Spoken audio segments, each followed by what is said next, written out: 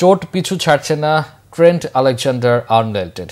হ্যামস্ট্রিংয়ের সমস্যা কাটিয়ে কিছুদিন আগে ফেরা রিয়াল মাদ্রিদের এই ডিফেন্ডার এবার উরুর পেশিতে চোট পেয়েছেন। চোট কাটিয়ে ফিরতে 2 মাসের মতো সময় লাগতে পারে 27 বছর বয়সী ইংলিশ ফুটবলারের। লা লিগায় বুধবার আতলেতিক বিলবাওয়ের বিপক্ষে রিয়ালের 3-0 গোলে জয়ের ম্যাচে কিলিয়ান এমবাপ্পের করা প্রথম গোলে অবদান রাখেন আর্নল্ড।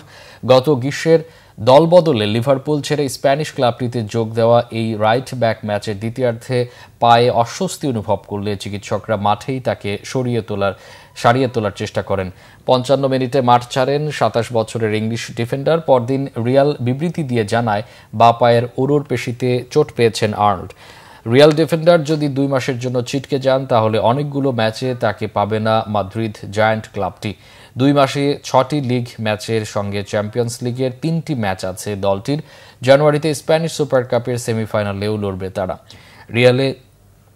রিয়ালে যোগ দিয়ে কয়েক ম্যাচ খেলার পর হ্যামস্ট্রিংয়ের চোটে পড়েন আর্নল্ড। সেই সমস্যা কাটিয়ে গত মাসের শুরুতে মাঠে ফিরে 6টি ম্যাচ খেলার পর ফের চোট পেলেন। রিয়ালের জার্সিতে সব প্রতিযোগিতা মিলিয়ে এখন পর্যন্ত 11 ম্যাচ খেলেছেন আর্নল্ড। সবশেষ 4 ম্যাচেই ছিলেন শুরুর একাদশে।